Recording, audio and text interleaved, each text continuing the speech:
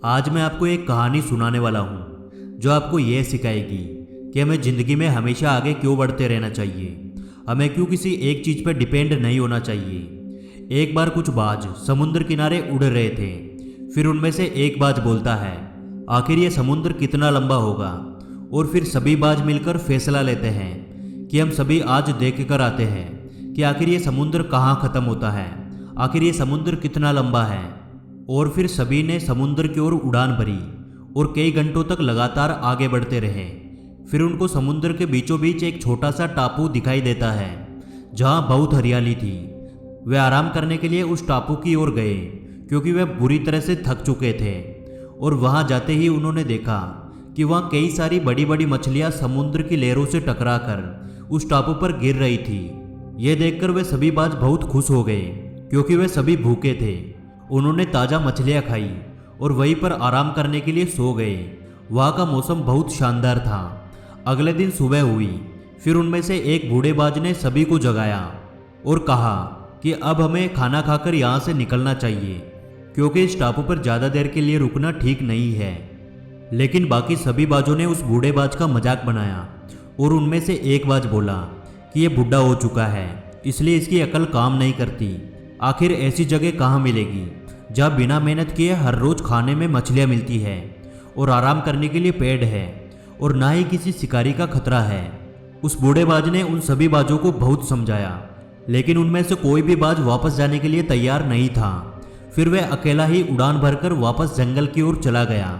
टापू पर रहने वाले सभी बाज बहुत खुश थे क्योंकि उनको बिना मेहनत किए सब कुछ मिल रहा था। ऐसे ही मज़े की ज़िंदगी जीते हुए एक साल बीत गया। फिर एक दिन पूरे आसमान में अंधेरा छाने लगा और तेज हवाएं चलने लगी क्योंकि समुद्री तूफान आने वाला था। फिर सभी बाज चौकन्ने होने लगे और उड़कर जंगल की ओर जाने की कोशिश करने लगे। लेकिन वे इतने दिनों तक बिना मेहनत किए टापू पर मछलियाँ खा रहे थे और मज़े की ज़िंदगी बिता रहे थे, इसलिए उन सभी का वजन काफ़ी बढ़ चुका था और उनके पंख भी उतने नहीं खुल पा रहे थे कि वे एक लंबी उड़ान भर सके। और फिर समुद्री तूफान की वजह से समुद्री लहरें आने लगी और धीरे धीरे टापू डूबने लगा। वे अपनी जान बचाने के लिए पेड़ों पर बैठ गए और उस बूढ़े बाज की बातों को याद करने लगे कि खास उस दिन हम उसकी बात मान लेते तो शायद आज ये बुरा दिन नहीं देखना पड़ता। और फिर तूफान इतना तेज हो गया कि टापू के सभी पेड़ एक एक करके टूटने लगे और अंत में उन सभी बाजों को समुद्र की तेज लहरें अपने साथ बहा कर ले गई।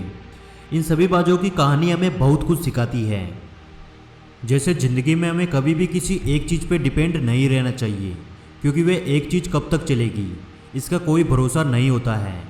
इसलिए चाहे आज आप जॉब करते हो या फिर आपका खुद का बिजनेस हो या फिर कोई भी इनकम सोर्स हो, हमेशा उसे आगे बढ़ाते रहे और हमेशा मल्टीपल सोर्स बनाते रहे।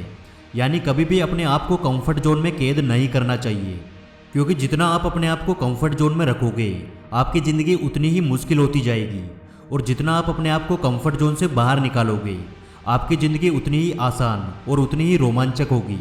और दूसरी बात, आपको कई तरह की सलाह देने वाले लोग मिलेंगे, लेकिन आपके अंदर ये समझ होनी चाहिए कि कौन इंसान आपको सही सलाह दे रहा है और कौन इंसान आपको गलत सलाह दे रहा है। इसलिए इस भीड़ से थोड़ा सा अलग सोचना सीखिए और हमेशा मेहनत करने में विश्वास रखिए।